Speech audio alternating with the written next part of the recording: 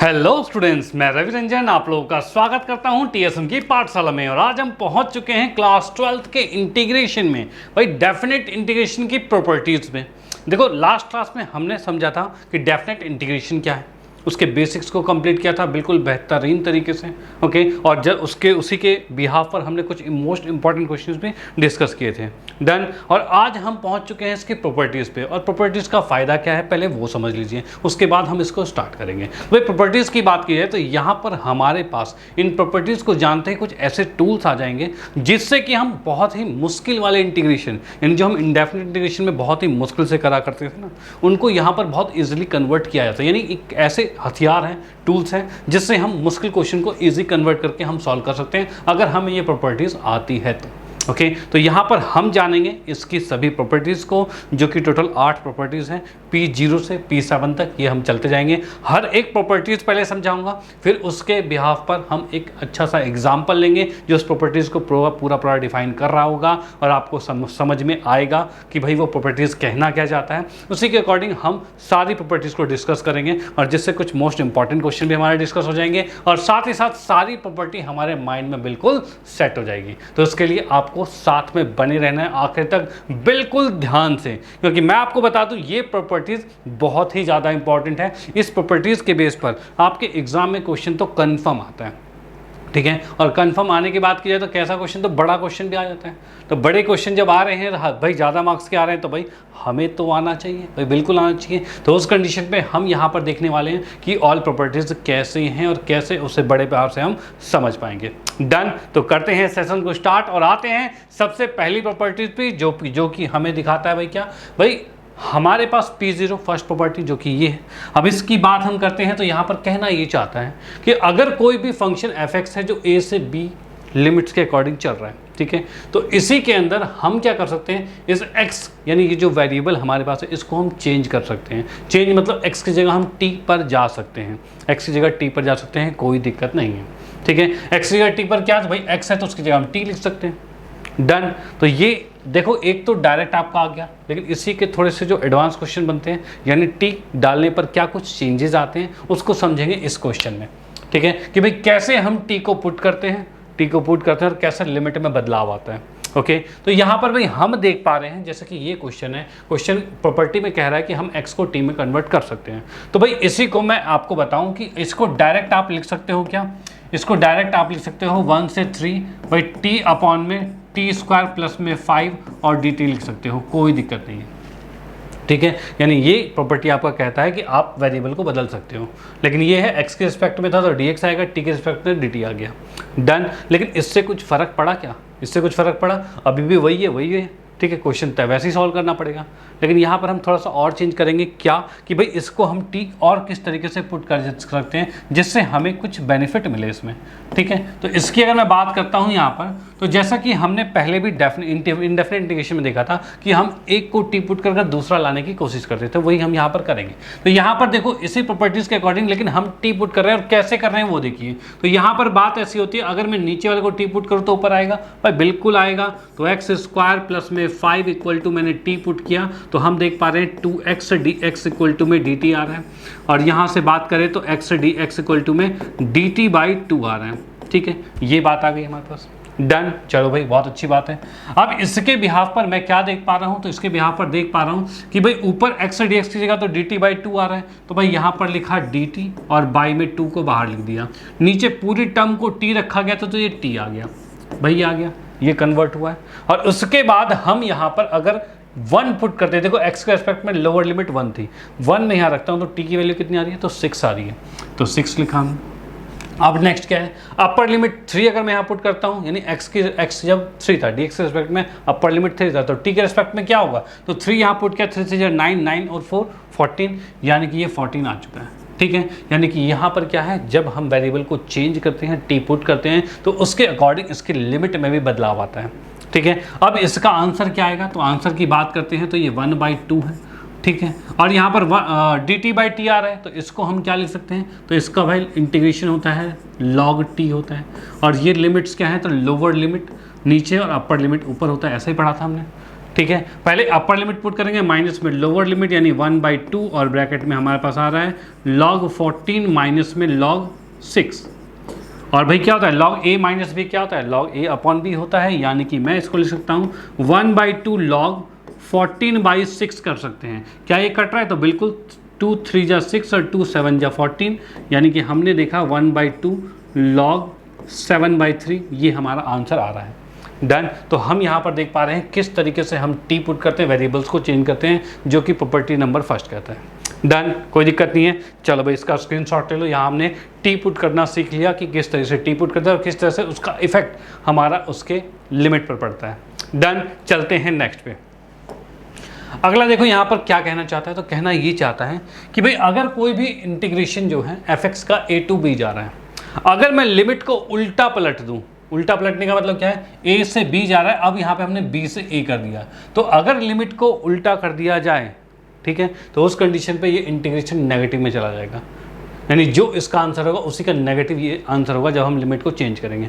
इसको चेक करते हैं कैसे, तो जैसे कि क्वेश्चन हमारे सामने है 0 to π/2, ठीक है, अगर मैं इसका इंटीग्रेशन करता हूँ तब आंसर क्या आएगा, तो भाई मैं इसमें देख पा रहा हूँ साइन का इंटीग्रेशन होता है माइनस कॉस, ठीक है भाई, माइनस कॉस होता है, और इसके अंदर मैं लिमिट पुट करता हूँ तो कुछ ऐसे जा रहा है 0 से π/2 जा रहा है। अब भाई इसके अंदर जब हम पुट करेंगे तो भाई पहले π/2 रखेंगे, तो भाई π/2 रखते हैं तो माइनस में कॉस, देखो मैं माइनस को बाहर कॉमन ले लेता हूँ, माइनस को बाहर ले लेते हैं।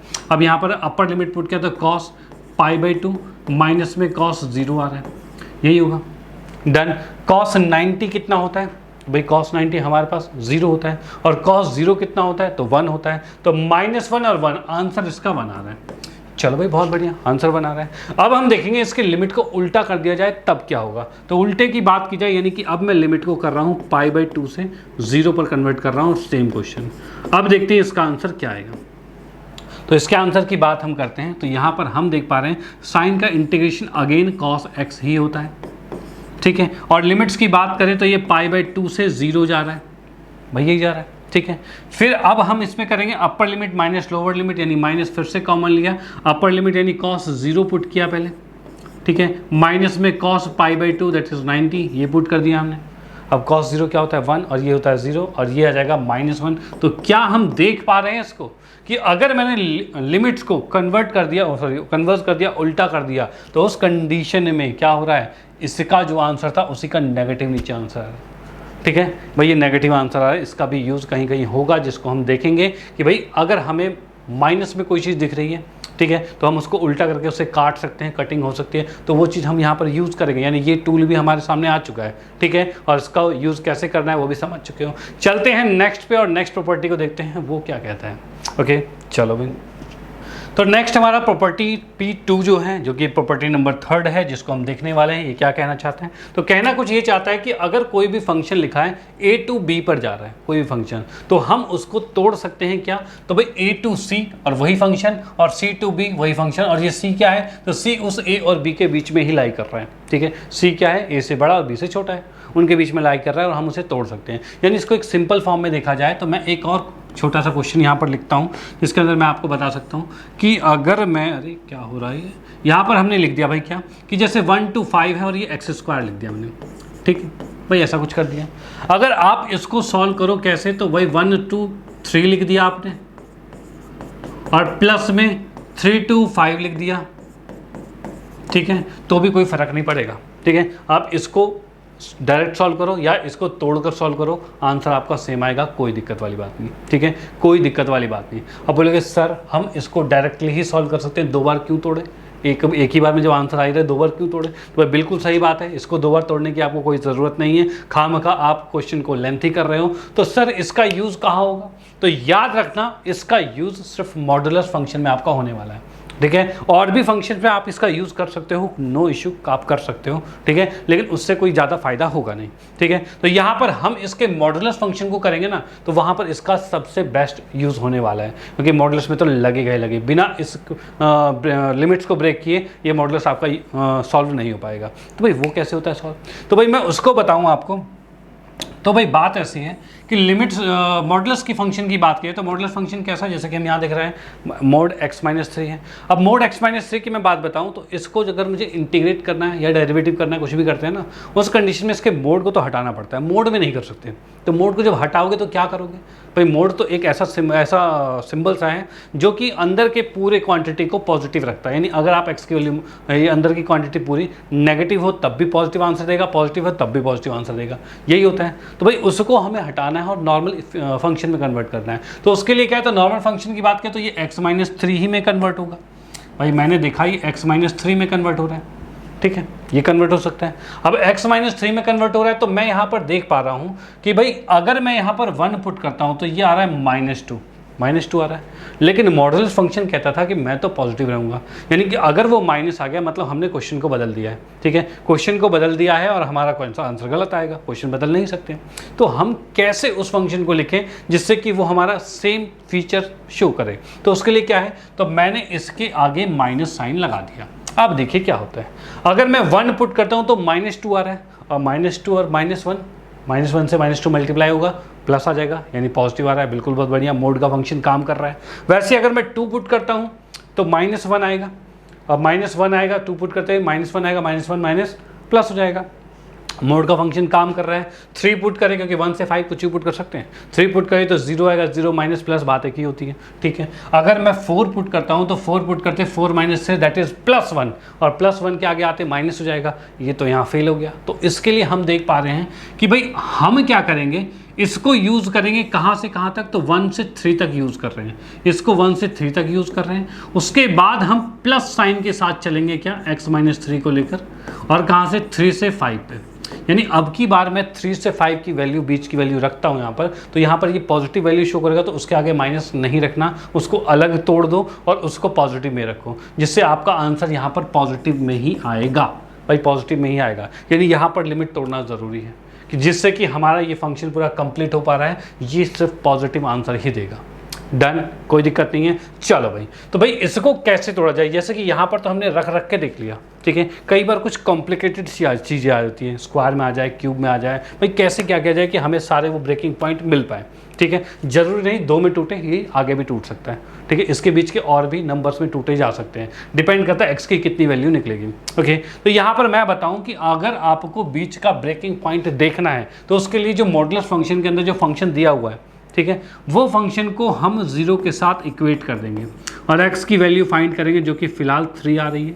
अगर x की वैल्यू 3 आ रही है तब हम इसे 3 पर ब्रेक करेंगे, यानी हम क्या देखेंगे, इसको मुझे ब्रेक करा है तो यहाँ से मैंने इसको फाइंड किया 3 पर आ रहा है, यानी कि अब मैं इसको देखूंगा क्या भाई 1 से 3 ब्रेक किया हमने और x-3, ठीक है, और प्लस में अगली बार 3 से 5 गया और ये आगे x-3।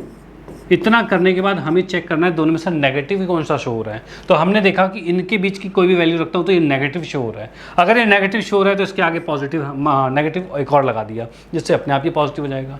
अब हम इसको बड़े प्यार से क्वेश्चन को सॉल्व कर सकते हैं, ठीक है। तो प्रोसीजर क्या रहा, प्रोसीजर ये रहा कि हम इसको तोड़ सकते हैं, और ये जो आपका प्रॉपर्टी है ये मोड फंक्शन में यूज़ होता है, याद रखना। इसको अलग से बिल्कुल लिख लेना, नोट में लिख लेना कि प्रॉपर्टी 2 है जो मोड फंक्शन में यूज़ होती है।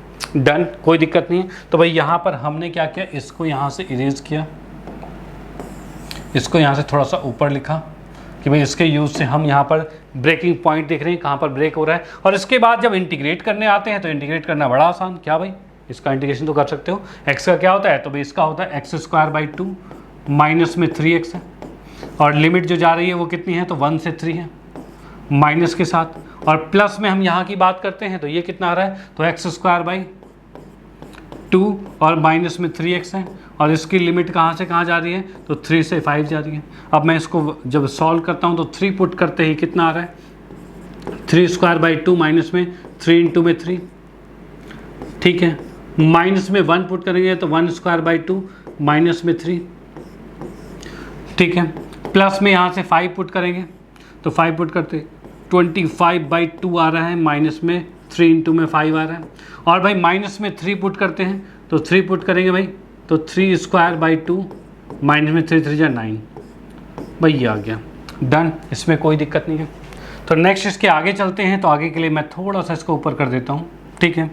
यहाँ पर हम बात करते हैं अब, तो भाई इसके अंदर मैं देख पा रहा हूँ कि भाई ये कितना बचा, तो भाई माइनस है, और इसके अंदर मैंने लिख दिया भाई 9/2 है, और ये कितना है 9 है, माइनस किया तो -9/2 आ जाएगा। ठीक है, माइनस में यहाँ की बात की जाए तो 2 3 6 -5 + 5/2 आएगा। ठीक है, ये चीज़ हमारे सामने आ गया, कोई दिक्कत नहीं है। चलो भाई नेक्स्ट की हम बात करते हैं आगे। तो यहाँ पर मैं देख पा रहा हूँ भाई कितना है 15 है, 2 15 30 मतलब -5/2 आ गया। चलो बहुत बढ़िया, ये आ गया। उसके बाद नेक्स्ट की हम यहाँ बात करते हैं। तो भाई माइनस साइन, 9 2 18 और +9 -18 दैट इज -9 माइनस प्लस यानी 9/2 आ गया। भाई ये हमारे सामने आ चुका है। सबके नीचे 2 है, तो भाई बिल्कुल सबके नीचे ही 2 है यहाँ पे। अब हम इसमें देखते हैं भाई किस अकॉर्डिंग ये सॉल्व होने वाला है यहाँ पे। तो यहाँ पर भाई मैंने माइनस तो अंदर कर दिया था इसमें प्रॉपर माइनस, अच्छा माइनस के बाहर भी है, बाहर माइनस है। अब इस बाहर वाले माइनस को जब अंदर लेके जाएंगे तो क्या हो रहा है, तो बाहर वाले माइनस को जब अंदर लेके जाएंगे तो मैं इस माइनस को यहाँ से हटाता हूँ और अंदर ये प्लस का हो जाएगा, और ये वाला जो हमारे पास माइनस प्लस है इसकी जगह माइनस जाएगा, यही होगा भाई। बाहर वाले माइनस को अंदर ले जाएंगे तो यही होगा। अब देखिए सबके नीचे 2 है, तो एलसीएम कितना आएगा, तो 2 ही आएगा। तो एलसीएम जो आ गया वो 2 आ गया। अब हम देख पा रहे हैं ये 9 है, ये -5 है, और उसके बाद ये -5 है, और ये प्लस में 9 है। तो कितना आ रहा है भाई, तो 9 9 18 में से 10 गया तो कितना बचा 8, तो वही 8/2 है, और इसको हमने डिवाइड किया तो 4। तो हमारे पास जो इसका आंसर आ गया वो 4 आ चुका है। डन, कोई दिक्कत वाली बात नहीं। तो यहाँ पर हमने समझा कि जो मॉड वाले फंक्शन थे उसके अकॉर्डिंग हमारी प्रॉपर्टीज़ के क्वेश्चन सॉल्व किस तरीके से हो रहे हैं। डन, कोई दिक्कत नहीं है। ठीक है, तो भाई इसको क्या करो ना, आप इसको अब थोड़ा सा मैं ऊपर ले लेता हूँ और थोड़ा नीचे ले लेता हूँ। ठीक है, अब आप इसका स्क्रीनशॉट ले सकते हो, कोई दिक्कत नहीं, पूरी चीज़ें स्क्रीन पर आ गई यहाँ पे। ओके, चलते हैं नेक्स्ट पे और नेक्स्ट प्रॉपर्टी की बात करते हैं। नेक्स्ट बेहतरीन वाली प्रॉपर्टी कौन सी है उसको भी मज़ेदार तरीके से सॉल्व करने वाले हैं। ओके, चलो भाई। तो भाई अगला क्वेश्चन यानी अगली प्रॉपर्टी जो P3 है वो क्या कहती है, तो वो ये कहता है कि अगर कोई भी फंक्शन A से B लिमिट जा रहा है, ठीक है, तो उस कंडीशन में हम उसके साथ क्या कर सकते हैं, तो इसी फंक्शन को मैं लिख सकता हूं क्या, a to b है हमारे पापास, तो हम इन दोनों को ऐड करेंगे, a + b ऐसे ऐड कर लेंगे। ऐड करने के बाद हम कर सकते हैं a + b - x लिख सकते हैं, कोई फ़र्क नहीं पड़ेगा भाई, कोई फ़र्क नहीं पड़ेगा। अब हम देखते हैं भाई कैसे फ़र्क नहीं पड़ेगा, चेक करते हैं क्या फ़र्क पड़ रहा है कि नहीं पड़ रहा। ठीक है, तो भाई यहाँ पर मैं देख पा रहा हूँ जैसे कि यहाँ पर है, इसको मैं नॉर्मली जब सॉल्व करूँ और इस प्रॉपर्टीज़ के अकॉर्डिंग सॉल्व करूँ तो क्या फ़र्क पड़ता है और क्या नहीं वो चेक करते हैं। तो भाई मैं नॉर्मली सॉल्व करता हूँ तो कॉस का इंटीग्रेशन क्या होगा, तो भाई नॉर्मली की बात करें तो कॉस का इंटीग्रेशन sin x होता है। ठीक है, और इसके लिमिट की बात की जाए तो ये π/6 से π/3 जा रही है। ठीक है, यही होता है। अगर मैंने यहाँ पर वैल्यू पुट की तो sin π/3 माइनस में sin π/6 किया। ठीक है, sin π/3 दैट इज 60। भाई वैल्यू क्या होती है, तो इसकी वैल्यू होती है √3/2 और माइनस में ये हो जाएगी 1/2। ये आंसर हमारे पास आ रहा है कि भाई 2 लेके √3 - 1 लिख सकते हैं। ठीक है, अब हम प्रॉपर्टीज़ के अकॉर्डिंग करते हैं, प्रॉपर्टीज़ के अकॉर्डिंग करते हैं तो फिर से क्या हो रहा है, यहाँ पर लिखा भाई π/6 से π/3 चल रहा है। ठीक है, कॉस को हमने क्या किया, a + b दोनों को प्लस करेंगे, जैसा कहा ना a + b दोनों को प्लस किया तो प्लस करके कितना आ रहा है, तो π/2 आ रहा है। तो हम यहाँ पर लिखेंगे कॉस π/2 - x लिखा हमने। ठीक है, इस तरीके से हमने लिख दिया। अब इसको मैं देखता हूँ तो ये क्या बना हमारे पास, तो ये हमारे पास बना है π/6 है और ये π/3 है और ये बन चुका है sin x बन चुका है। ठीक है, अब sin x का जब इंटीग्रेशन करते हैं तो ये क्या होता है, तो ये माइनस में cos x होता है और इसमें भी हम लगाएंगे लिमिट जो कि जाएगा π/6 से π/3। ठीक है, ये जाएगा। अब इसको जब हम सॉल्व करते हैं तो माइनस साइन मैंने बाहर लिया और अपर लिमिट को पुट किया यानी cos π/3 किया माइनस cos π/6 किया, ये चीज़ आ गया। और cos 60 क्या होता है, तो भाई 1/2 होता है। तो भाई हमने देखा भाई ये आता है 1/2 और ये आता है √3/2 होता है। ठीक है, माइनस अंदर जाते ही क्या हो जाएगा, तो ये माइनस का ये प्लस का हो जाएगा यानी हो जाएगा √3/2 माइनस में 1/2। एलसीएम लेके देखते हैं तो √3 माइनस में 1 ये आ रहा है। ठीक है, तो यानी यहाँ पर हम देख सकते हैं कि भाई किस अकॉर्डिंग अगर हम a और b है, ठीक a और b है, तो इसको हम इसमें कन्वर्ट कर सकते हैं। यानी कि यहाँ पर हम देखेंगे कि कॉस को आप साइन भी लिख दोगे, यानी इसको अगर आप साइन भी लिख दोगे तो कोई फ़र्क नहीं पड़ेगा, इसका वही आंसर है जो इसका आंसर है। ठीक है भाई, दोनों का सेम आंसर आ रहा है। कब भाई, हम यहाँ पर देख रहे हैं भाई a और b अगर आपके पास है तो a + b - x करा जा सकता है। डन। ये बहुत हेल्पफुल होने वाला है आगे क्वेश्चंस में, ठीक है, कि हम इसको कन्वर्स करके करेंगे तो चीज़ें कट जाएगी। अगर मान लो कि साइन में कुछ लिखा हुआ है और वो कट रहा है और कॉस से तो नहीं कट रहा, तो हम साइन को कॉस में कन्वर्ट करके चीज़ों को काट सकते हैं। डन, कोई दिक्कत नहीं है, स्क्रीनशॉट ले लो कि ये प्रॉपर्टी थर्ड P3 भी आपका कंप्लीट होता है। चलते हैं नेक्स्ट पर, अगली प्रॉपर्टी को देखते हैं। तो अगली प्रॉपर्टी हमारे पास P4, और मैं बता दूं कि ये प्रॉपर्टी सबसे ज़्यादा यूज़ होने वाली प्रॉपर्टी है, सबसे ज़्यादा यूज़ होने वाली प्रॉपर्टी है। और ये जो प्रॉपर्टी है बनी कहाँ से, तो प्रॉपर्टी थर्ड से ही बनी है, क्योंकि प्रॉपर्टी थर्ड में क्या था, तो A to B था, तो हम क्या करते थे, A + B - x करते थे। अब यहाँ पर क्या 0 to A है, भाई 0 to A है, तो 0 to A को प्लस करके तो A ही आएगा ना, और आ रहा है क्या, A - x आ रहा है, कोई दिक्कत नहीं है, ठीक है। अब जैसा कि ये क्वेश्चन हमारे सामने है, ठीक है, इसको मुझे इंटीग्रेट करना है, नॉर्मली इंटीग्रेट करना है, तो इंटीग्रेट करना बड़ा मुश्किल हो जाएगा। साइन को क्या करेंगे, साइन को हाफ एंगल से कन्वर्ट करेंगे, उसके बाद इंटीग्रेट करेंगे, बहुत चीज़ होगी। लेकिन यहीं पर अगर मैं इसमें अप्लाई करता हूँ P4, जैसे कि ये मैंने एक I मान लिया कि I है, अगर मैं करता हूँ बाय P4 इसमें लगाया जाए, तो उस कंडीशन में क्या होगा, तो उस कंडीशन में लिख सकता हूँ 0 to π/2 लिखा जा सकता है, और यहाँ पर लिख सकते हैं साइन स्क्वायर, और इसके अंदर आएगा π/2 - x आएगा, भाई ये आएगा। डन। और इसके बाद जैसे ही मैंने देखा साइन π/2 - x क्या होता है, तो cos x होता है, तो इसको लिखा जा सकता है 0 to π/2 cos x square x लिखा जा सकता है। डन, कोई नहीं, ये भी आई है और ये भी आई, ठीक है। ये फर्स्ट इक्वेशन हो गई और सेकंड इक्वेशन हो गई। अब अगर मैं करूं कि भाई फर्स्ट इक्वेशन में ऐड किया गया है सेकंड इक्वेशन को, तो लेफ्ट वाला आई दोनों ऐड हो जाएगा, चलो ठीक है, ये आ गया 2i। राइट की बात करें तो यहाँ पर मैं देख पा रहा हूँ क्या है, तो 0 to π/2 साइन स्क्वायर एक्स है, ठीक है, इधर साइन स्क्वायर एक्स था, इस साइड देखा तो कॉस स्क्वायर एक्स है, तो यहाँ पर लिख दिया क्या, प्लस में कॉस स्क्वायर एक्स, ठीक है। दोनों की लिमिट सेम थी, ठीक है, तो हम एक ही फंक्शन बना सकते हैं इसको। ये आ गया हमारे पास कि हमने क्या किया, चलो दोनों को मैं पहले फर्स्ट टाइम में अलग अलग लिख देता हूँ, ठीक है, ये कर दिया। अब इसमें से देख रहा हूँ कि दोनों dx के रिस्पेक्ट में सेम लिमिट के साथ है, यानी कि हम इसको लिख सकते हैं क्या, 0 to π/2 लिख सकते हैं, और ये आ जाएगा साइन स्क्वायर एक्स प्लस में कॉस स्क्वायर एक्स आ गया, ठीक है, और dx आ गया। अब ये क्या होता है, ये तो 1 होता है, भाई 1 होता है, तो भाई बिल्कुल 1 होता है, इस अकॉर्डिंग ये 1 बन गया, 0 to π/2, और ये 1 बन गया, और 1 का इंटीग्रेशन क्या होता है, तो x होता है, और इसको लिमिट लगाई π/2 और 0, और ये आ गया क्या, π/2 - 0 दैट इज π/2, ये आंसर आ गया। डन, π/2 आंसर आ चुका है।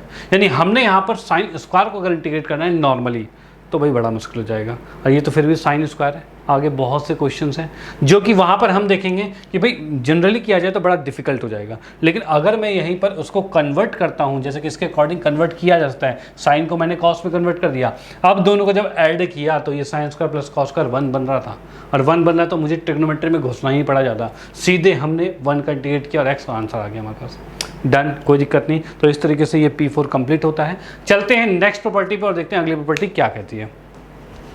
तो भाई अगली प्रॉपर्टी की बात की जाए तो P5 जो हमारे पास है, ये कहना ये चाहता है कि अगर आपके सामने क्वेश्चन है 0 to 2a, क्या है भाई, 0 to 2a, ठीक है भाई। तो यहाँ पर 0 to 2a की बात की जाए तो यहाँ पर भाई इसको हम कन्वर्ट कर सकते हैं 0 से a और 0 से a, ठीक है, ऐसे। लेकिन यहाँ पर क्या, एक fx आएगा और एक f2a - x आएगा, यानी किसी भी फंक्शन को ऐसे तोड़ा जा सकता है। डन, कोई दिक्कत नहीं। जैसे कि इसको मुझे सॉल्व करना है तो मैं किस तरीके से सॉल्व करूँगा, तो यहाँ पर भाई मैं अगर लगाता हूँ P5, अगर मैं करता हूँ बाय P5, इस तरह से सॉल्व किया जाए तो उस कंडीशन में हमारे पास क्या होगा, तो मैं इसको लिख सकता हूँ 0 to π, ठीक है, और यहाँ पर लिख सकता हूँ भाई ये हमारे पास क्या आ जाएगा, तो इसके अंदर मैं लिखूँगा x प्लस साइन x लिखूँगा, ठीक है, और साथ में प्लस में लिखा जा सकता है 0 to क्या है, तो भाई पाई है, पाई नहीं, इसने क्या कहा है 0 से 2a गया था, तो हमने यहाँ पर इसको आधा किया, ठीक है, तो यहाँ पर क्या आएगा, π/2 आएगा, यहाँ पर भी 0 से π/2 आएगा, और यहाँ पर हम लिखेंगे क्या, 2a - x, यानी कि π - x आएगा, और प्लस में साइन π - x आएगा, ये चीज़ हमारे सामने आ जाएगी। डन, कोई दिक्कत वाली बात नहीं, चलो भाई ठीक है। अब मैं यहाँ पर देख पा रहा हूँ, इसको अगर मैं अलग अलग से इंटीग्रेट करूँ तो कैसे होगा, तो भाई यहाँ पर मैं देख पा रहा हूँ कि इस x का, इसको हम लिखेंगे 0 to π/2, x के साथ चलेंगे, प्लस में 0 to π/2 साइन x के साथ चलेंगे, ठीक है। यहाँ की बात की जाए तो ये कहाँ आ रहा है, तो 0 to π/2 ये जाएगा π - x के साथ, और वहीं इसकी बात करेंगे, इसके साथ भी जाएगा साइन पाई माइनस एक्स क्या होता है भाई, साइन पाई माइनस एक्स क्या होता है, तो ये आपका साइन एक्स ही होता है। यानी कि मैं यहाँ पर देख पा रहा हूँ ये आपके पास आ रहा है 0 से π/2, भाई ये आपका साइन एक्स ही हो जाएगा। भाई सेकंड क्वाड्रेंट में जाता है पाई माइनस एक्स तो साइन एक्स ही रहेगा। डन। अब इसको अगर आप सॉल्व करते हो तो यहाँ पर मैं देख पा रहा हूँ कि भाई एक्स का इंटीग्रेशन क्या होता है। भाई एक्स के इंटीग्रेशन की अगर हम बात करते हैं, इसको थोड़ा सा ऊपर कर देते हैं जिससे चीज़ें थोड़ी सी आराम से सॉल्व होंगी। तो भाई यहाँ पर हम देखते हैं भाई x के साथ तो x का इंटीग्रेशन क्या हो रहा है। अच्छा, इसको भी हम तोड़ दें क्या? बिल्कुल तोड़ सकते हैं। कैसे भाई? इस चीज़ को मैं दो भागों में लिख देता हूँ। कैसे लिख देंगे? तो भाई इसी को मैं लिख सकता हूँ 0 से π/2 पाई dx माइनस में 0 से π/2 x dx, ये किया जा सकता है। डन। कुछ कट रहा है तो काट देते हैं। क्या कट रहा है? तो हम देख पा रहे हैं ये x और ये x दोनों सेम है, एक प्लस में एक माइनस में, ये कैंसिल हो गया। चलो ठीक है। इन दोनों की बात किया तो ये डबल हो रहे हैं, यानी कि मैंने लिखा 2 0 से π/2 और साइन x dx प्लस में पाई की बात की है तो पाई जस्ट वही हमारे पास है 0 π/2 और पाई dx है। इसको अगर इंटीग्रेट किया जाए तो क्या हमारे सामने आ रहा है? तो इसको भी मैं इंटीग्रेट कर रहा हूँ तो यहाँ पर साइन का होता है कॉस होता है, वो भी माइनस का। ठीक है। और साथ में हमारे पास क्या आ रहा है भाई? 0 से π/2 जा रहा है। वही हम बात करते हैं पाई का इंटीग्रेशन जो कि होता है पाई x हो जाएगा, ये भी 0 से π/2 जा रहा है। डन। कोई दिक्कत नहीं है। अब इसके बाद हम चलते हैं यहाँ पर, तो भाई अपर लिमिट पुट करेंगे, यानी कि अब हमारे सामने जो आ रहा है भाई माइनस साइन मैंने अलग ले लिया, cos π/2 माइनस cos 0। ठीक है, ये आ गया है। प्लस में हम यहाँ पर नेक्स्ट चलते हैं तो यहाँ पर हम क्या देख पा रहे हैं भाई π/2 मैं यहाँ रखता हूँ तो ये आ जाएगा π/2 माइनस में 0 आ रहा है। अब यहाँ से मैं देखता हूँ तो भाई क्या आंसर है? तो cos 90 क्या होता है? तो 0। cos 0 क्या होता है? तो 1। -1 माइनस मतलब +1 हो जाएगा और प्लस में π²/2, ये आपका आंसर आ रहा है। डन। कोई दिक्कत नहीं। तो हमने यहाँ पर देख लिया किस अकॉर्डिंग ये क्वेश्चन सॉल्व हो रहा है, यानी कि आप किसी एक क्वेश्चन को अगर 0 से 2a जा रहा है तो हम 0 से a fx कर सकते हैं और 0 से a 2a माइनस x कर सकते हैं। ये टूल भी हमारे पास है। Okay done. चलो भाई नेक्स्ट क्वेश्चन पे चलते हैं, नेक्स्ट प्रॉपर्टी पे चलते हैं कि अगली प्रॉपर्टी क्या कहना चाहती है। तो भाई अगली प्रॉपर्टी की बात करें तो यहाँ हम देख पा रहे हैं प्रॉपर्टी नंबर 6 के अंदर ये दो अलग अलग कैटेगरी दिख रही है, जिसमें कि हमने यहाँ पर देखा कि भाई 0 से 2a, पिछले क्वेश्चन में भी 0 से 2a था, इस बार भी 0 से 2 है, लेकिन यहाँ पर दो कंडीशन है। क्या कंडीशन है? कंडीशन ये है कि अगर 0 से 2a तो हम उसे सीधे 0 से a fx कर सकते हैं। ठीक है, या फिर सीधे उसका आंसर 0 लिख सकते हैं, यानी कोई ज़्यादा सॉल्यूशन नहीं, सीधे आंसर 0 लिख सकते हो। और ये कैसे होगा? तो ये तब होगा अगर आपका वो function f2a minus x fx ही हो जाए या 2a minus x minus fx हो जाए। यानी अगर f2a माइनस एक्स fx होता है, अगर ये 2a माइनस एक्स fx होता है तो हम उस क्वेश्चन को 0 से 2a वाले को 2 आगे लिखकर 0 से a fx लिख सकते हैं। ठीक है। और अगर 2a minus x minus fx होता है तो हम उसका आंसर सीधे 0 लिख सकते हैं। ठीक है। तो जैसे कि मैं यहाँ पर देख पा रहा हूँ, साइन की बात करते हैं। पहला फंक्शन क्वेश्चन नंबर 7 में हमने साइन लिया। अब मैं साइन में मैं चेक करता हूँ। देखो क्या करेंगे, साइन में हम चेक करेंगे। ठीक है, साइन में चेक किया तो भाई ये 0 से 2a के लिए 2a हमारा पाई है, 2a क्या हो गया? पाई आ गया। तो मैं चेक करता हूँ क्या पाई माइनस एक्स क्या है? तो साइन पाई माइनस एक्स जो होता है वो साइन एक्स ही होता है। भाई साइन एक्स ही होता है। यानी कौन सी वाली क्वांटिटी चल रही है भाई? ऊपर वाली कंडीशन चल रही है, ऊपर वाली कंडीशन चल रही है। यानी कि इसके लिए मैं इस क्वेश्चन को सॉल्व करता हूँ कैसे? 0 से π/2 करूँगा, क्योंकि 0 से a चल रहा है, 0 से 2 था तो 0 से a चल रहा है, और आगे 2 लगाकर साइन एक्स कर सकता हूँ इसको।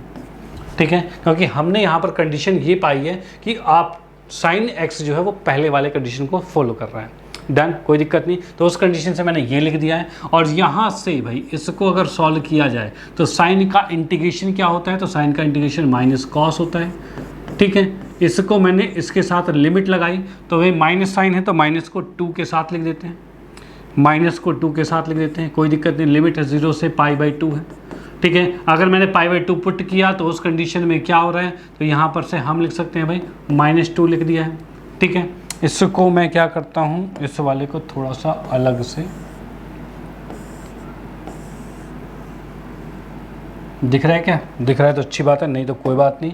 यहाँ पर भाई हमें जस्ट ये बात छोटी सी पता होनी चाहिए, ठीक है। अब भाई मैंने यहाँ पर क्या किया भाई, इसके अंदर upper limit minus lower limit करते हैं, तो यानी कि अपर लिमिट पुट किया तो cos π/2 आ जाएगा, माइनस में 0 पुट करेंगे तो cos 0 आ जाएगा, ठीक है। अब भाई cos 90 क्या होता है, 0 होता है, cos 0 1 होता है, नहीं -1 है -2, यानी कि आंसर 2 आ रहा है, कोई दिक्कत नहीं, ठीक है। ये हमें सॉल्व करना पड़ेगा कब, जब आपका क्वेश्चन शो कर रहा है 2a - x f(x) शो कर रहा है, ओके।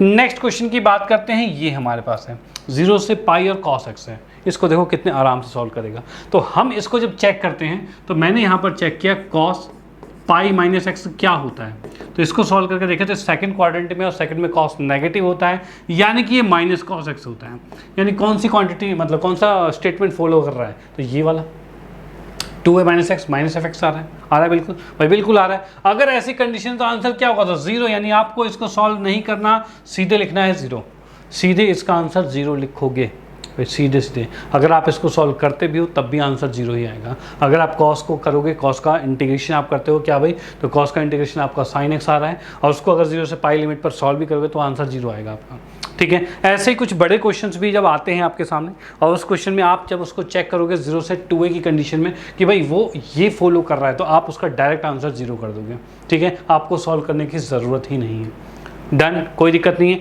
और अगर ऊपर वाली कंडीशन फॉलो कर रही है तो आप उसके लिमिट को हाफ कर दोगे और 2 आगे लगाकर sin x कर सकते हो, डन, कोई दिक्कत नहीं। चलो भाई चलते हैं नेक्स्ट क्वेश्चन पे और अगले क्वेश्चन को भी समझते हैं। तो अगला हमारा प्रॉपर्टी नंबर 7 है, 7th प्रॉपर्टी है, क्वेश्चन क्या प्रॉपर्टी है, 7th प्रॉपर्टी। अब इसको देखेंगे क्या कहना चाहता है। तो भाई 7th प्रॉपर्टी की मैं बात करता हूँ तो ये कहना चाहता है कि अगर लिमिट -a से a जाती है, अब देखिए लिमिट कैसी हो रही है, -a से a जा रही है, ठीक है।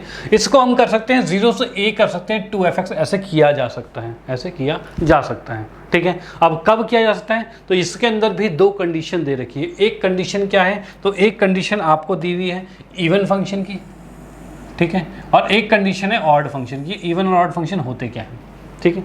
तो इवन और ऑड फंक्शन की बात की जाए तो ऐसे फंक्शन जिसमें x की वैल्यू में नेगेटिव पुट कर दूं तब भी वो पॉजिटिव आंसर दे, ठीक है। और पॉजिटिव में पॉजिटिव तो है, नेगेटिव पुट करते फिर भी वो पॉजिटिव आंसर दे, तो उस फंक्शन को इवन फंक्शन कहा जाता है।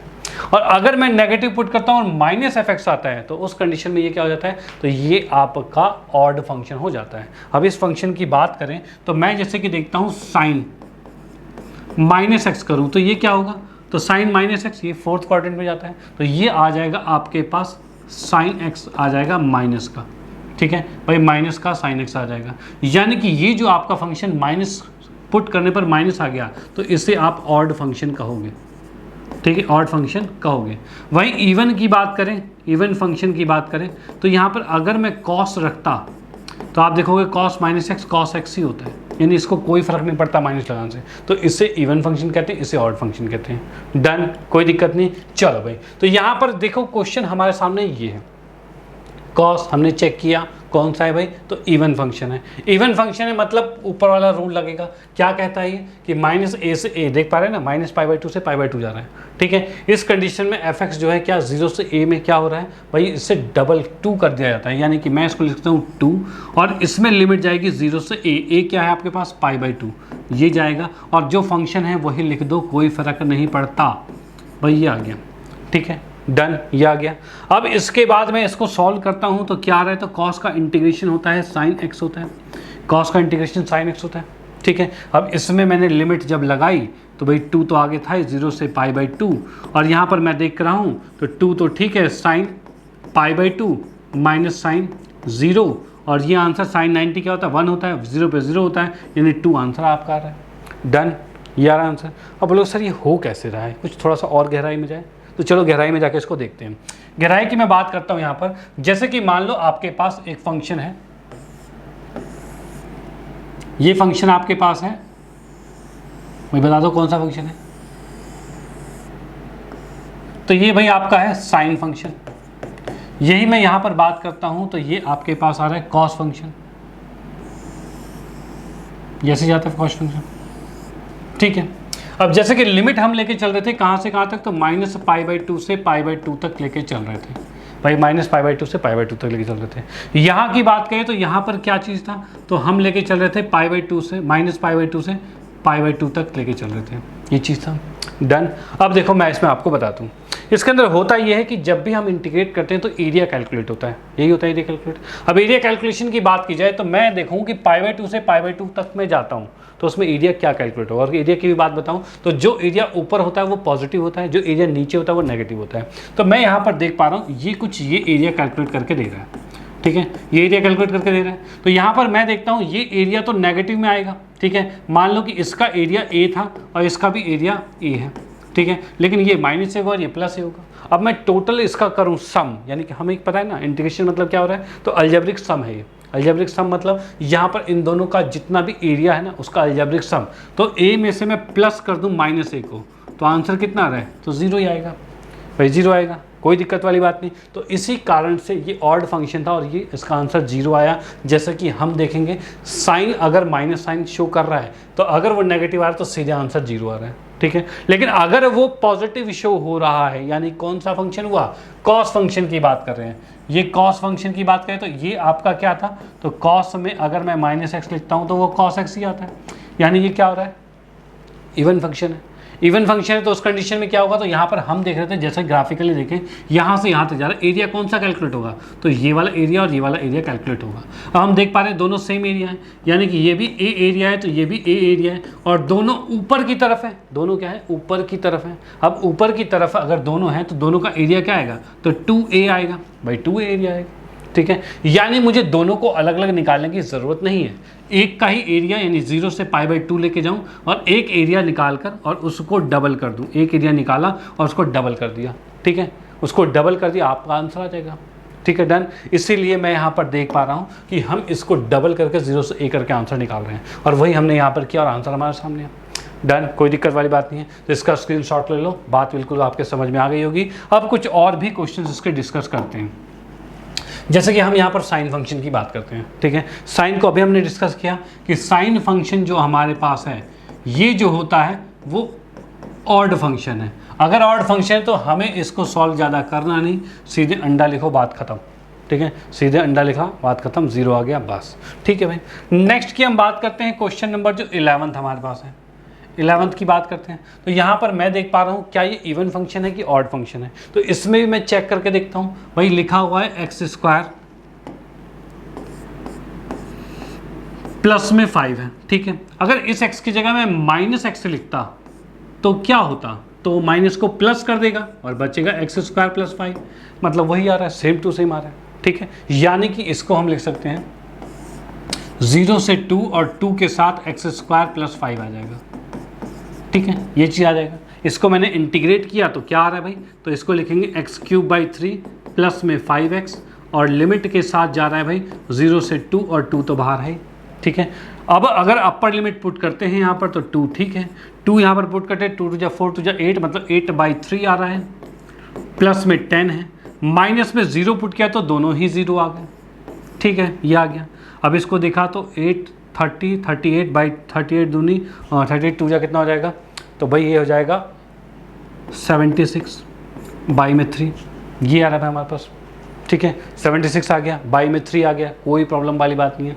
चलो भाई बहुत बढ़िया, तो यहाँ पर ये हमारा इसका आंसर आ चुका है, ओके। तो हमने यहाँ पर देखा कि अगर फंक्शन आपका इवन फंक्शन है तब तो ये कंडीशन चलेगी, अगर ऑड फंक्शन है तो आपका 0 हो जाएगा, डन, कोई दिक्कत नहीं। अब आते हैं एक मोस्ट इंपॉर्टेंट क्वेश्चन पे, सबसे ज़्यादा इंपॉर्टेंट क्वेश्चन जो आपके एग्जाम में मोस्टली पूछ लिया जाता है। तो हम आते हैं नेक्स्ट क्वेश्चन पे। तो भाई ये क्वेश्चन कुछ हम आपका है, एनसीईआरटी का आपके एग्जाम्पल में भी है। तो यहाँ पर हम देख पाते हैं भाई क्वेश्चन क्या कहता है। तो क्वेश्चन की बात करते हैं तो ये दिख रहा है log sin x dx है। अब ये कहाँ जा रहा है, 0 से a जा रहा है, कौन सी प्रॉपर्टी क्या लगाएं। तो भाई यहाँ पर हम देख पा रहे हैं 0 से a जा रहा है, तो इसके अंदर हम लगा सकते हैं। भाई देखो फर्स्ट प्रॉपर्टी में वेरिएबल को चेंज करने से कोई फ़ायदा नहीं है, ठीक है, वेरिएबल को हम चेंज नहीं कर रहे, हमें लिमिट उल्टा करना नहीं, जो कि सेकंड प्रॉपर्टी में था।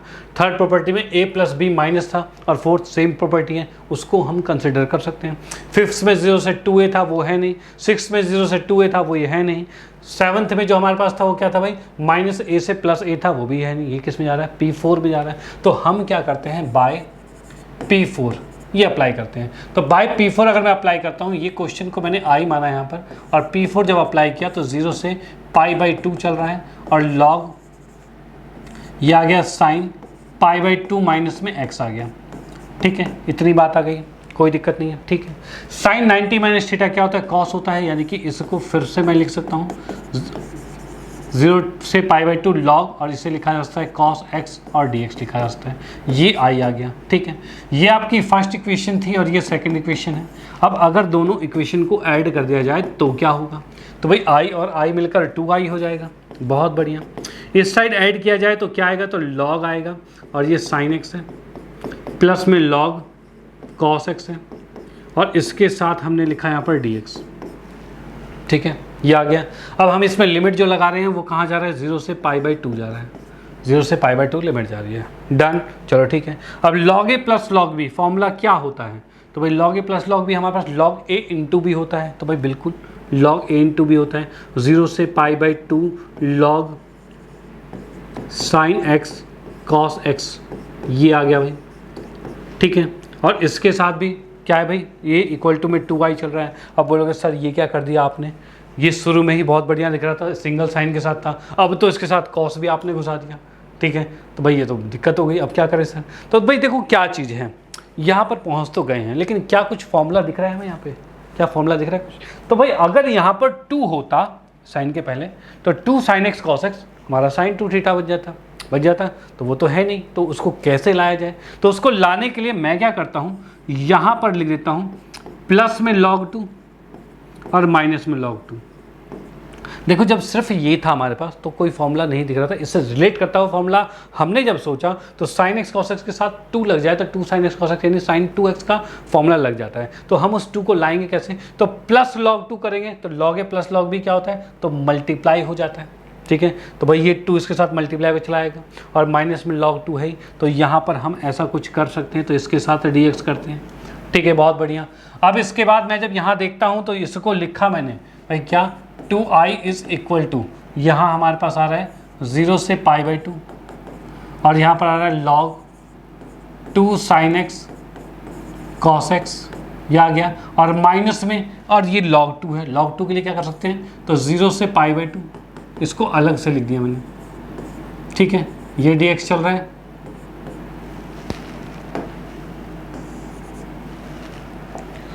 यहाँ पर लिखा हमने इसको dx, माइनस में ये भी dx आ गया, इसमें कोई दिक्कत नहीं है। ठीक है, ओके, चलो भाई बहुत बढ़िया। अब मैं नेक्स्ट आगे चलता हूँ तो आगे क्या दिख रहा है हमें, तो यहाँ पर मैंने देखा कि भाई इसके अंदर ये जो बन चुका है 0 से π/2, और ये बन गया है log sin 2x आ गया है, और dx आ गया है, और इसकी बात की जाए तो log 2 क्या है, कांस्टेंट है, उसका इंटीग्रेशन क्या होता है, तो log 2 कांस्टेंट इंटीग्रेशन, उसके साथ x लग जाता है, यानी इसके साथ x लग गया तो x log 2 आ गया। ठीक है, ये आ चुका है, x log 2 आ गया, उसकी लिमिट जो आ गई वो 0 से π/2 आ गई, इसमें कोई दिक्कत वाली बात नहीं। डन, ठीक है भाई। अब इसके बाद हम चलते हैं नेक्स्ट पे, तो आगे क्या है, तो आगे मैं देख पा रहा हूँ ये 2x आया हुआ है, अब ये sin x था, अब बोलोगे सर ये तो बढ़ता जा रहा है, बढ़ता जा रहा है क्या, कोई बात नहीं, इसको रिड्यूस करेंगे कैसे, तो इसमें हम 2x को t पुट करते हैं, let 2x equal to t put किया गया, तो इस अकॉर्डिंग हम देखेंगे क्या, तो dx इक्वल टू क्या आ रहा है, dt/2 आ रहा है। चलो भाई ठीक है, dx इक्वल टू dt/2 आ रहा है, डन, कोई दिक्कत नहीं है। ठीक है, अब उसके बाद आगे चलते हैं यहाँ पर, तो आगे की बात देखें तो क्या दिख रहा है हमें, तो आगे की बात जब मैं यहाँ पर देखता हूँ तो यहाँ पर भाई मैंने इसके अंदर लिखा 2i,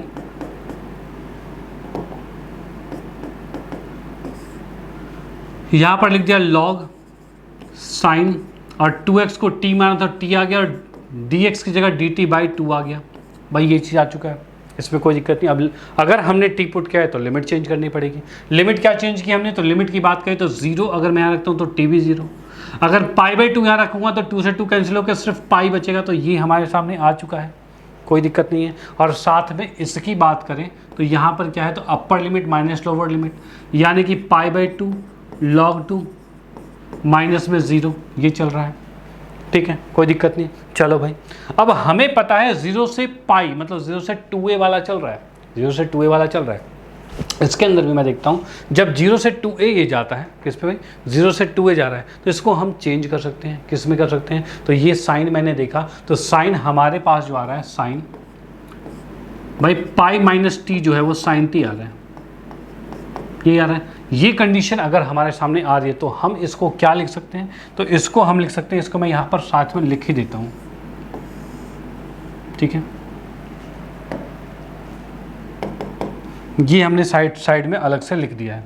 ठीक है, इसका यूज़ करते हुए हमने यहाँ पर लिखा कि इसको मैं लिख सकता हूँ 2i इज़ इक्वल टू, भाई 0 से क्या होता है भाई, जब भी ये होता है तो 0 से हम इसे π/2 पर वापस ला सकते हैं, और ये चीज़ जो होती है वो डबल हो जाती है। एक 2 नीचे भी था उसको भी रहने दिया, और यहाँ पर हमने लिख दिया log, हमारे पास क्या आ जाता है, log sin t आ जाएगा। ठीक है, ये किया जा सकता है, कोई दिक्कत नहीं है। हमने क्या किया, इसको लिमिट को हाफ कर दिया, क्योंकि ये 2a माइनस एक्स जो है साइन सेम आ रहा है भाई, sine 2a minus t sine t ही आ रहा है, इसलिए हम इसको डबल कर सकते हैं। ओके डन, जो कि हमारा प्रॉपर्टी नंबर 6 था, उसी के अकॉर्डिंग चले हैं। तो यहाँ पर मैंने क्या लिखा, तो मैंने यहाँ पर लिख दिया है, इसको थोड़ा सा नीचे लगाते हैं, और यहाँ पर लिख दिया बाय P6 प्रॉपर्टी 6। ठीक है, P6 पर आए उसके अकॉर्डिंग हमारे पास ये होता है, और इसका रीज़न हमारे पास ये लिखा हुआ है यहाँ पर। डन, अब हमारे पास ये आ गया, और साथ में हमारे पास जो चलता हुआ जा रहा है क्या, तो ये 0 तो ख़त्म, ये बच गया π/2 और log 2 बच गया। ठीक है, ये आ गया। अब देखिए क्या है, हमने प्रॉपर्टी 1 में पढ़ा है कि हम वेरिएबल को इंटरचेंज कर सकते हैं, मतलब कुछ भी लिख सकते हैं, कोई दूसरा वेरिएबल भी लिख सकते हैं। तो यहाँ पर मैं क्या करता हूँ, तो यहाँ पर लिखता हूँ बाय P1 की बात की जाए तो P1 अप्लाई करते ही मैं देखूंगा इस t की जगह हम इसको x लिख सकते हैं, तो भाई बिल्कुल लिख सकते हैं। तो भाई मैंने यहाँ पर क्या लिख दिया, भाई 2i log sin x 0 से π/2, ठीक है, dx, और माइनस में हमारे पास log 2 तो है ही, और वो भी π/2 के साथ, यही हमारे पास था भाई। यही सेम टू सेम चीज़ उतार दी हमने वहाँ पे, बस क्या किया, t की जगह x लिख दिया है। ये 2 से 2 तो कट ही गया था भाई, कट गया था, तो ये हमारे पास t की जगह हमने वहाँ पर x लिखा है, x लिखा भाई, तो हाँ भाई लिख दिया, कोई दिक्कत नहीं है। अब यहाँ पर जैसा कि हमें पता था स्टार्टिंग के क्वेश्चन में ही कि भाई क्वेश्चन को हमने i माना हुआ था, 0 से π/2 log sin x dx क्या i माना हुआ है, तो क्या आपको वही चीज़ नहीं दिख रही यहाँ पे, तो भाई हाँ ये तो वही है। यानी कि मैंने यहाँ पर देखा ये i बन गया, ये 2i बन गया, इस i को उठाकर इधर लाते हैं तो ये माइनस होकर सिर्फ i बचेगा, और जो कि माइनस π/2 log 2 है, यही है। i क्या था हमारा, तो i हमारे पास था इंटीग्रेशन 0 से π/2 log sin x dx, यही था i। इक्वल टू में कितना रहे, तो माइनस π/2 log 2, यानी इसका आंसर आ तो गया, कोई दिक्कत नहीं है। तो यहाँ पर हमने देखा ये आपका आंसर बिल्कुल कवर होता है। ठीक है, ये आंसर आपका आ चुका है, और इस तरीके ये आपका एक मोस्ट इंपॉर्टेंट क्वेश्चन है जो आपके एग्जाम में कई बार पूछा जा चुका है और पूछा भी जा सकता है। ओके, तो आप इसका स्क्रीनशॉट ले लीजिए और इसका भी स्क्रीनशॉट ले लीजिए। ठीक है, ये क्वेश्चन आपका बिल्कुल कंप्लीट होता है। इसमें आपने देखा कि 3 अलग अलग प्रॉपर्टी लग गई भाई, बाय P4 भी लगा, फिर हमने P6 भी लगाया, फिर P1 भी लगाया, और इन प्रॉपर्टीज़ के अकॉर्डिंग ये क्वेश्चन यहाँ पर सॉल्व हुए हैं। ओके डन, कोई दिक्कत नहीं है। तो इसी के साथ हम आज के सेशन को कंप्लीट करते हैं, फिनिश करते हैं कि भाई हमारी सारी प्रॉपर्टीज़ यहाँ पर रिवाइज हो गई है। अब इसके बाद हम लेके आएंगे इसके मोस्ट इंपॉर्टेंट क्वेश्चन की सीरीज़, जो आपके एग्जाम के पॉइंट ऑफ व्यू से बिल्कुल होंगे, जो एग्जाम में बिल्कुल सटीक बैठते होंगे भाई, उसके आने के चांसेस बहुत ज़्यादा हैं। ओके, तो वो भी ज़रूर देखना है आपको आपकी बेहतरीन तैयारी के लिए।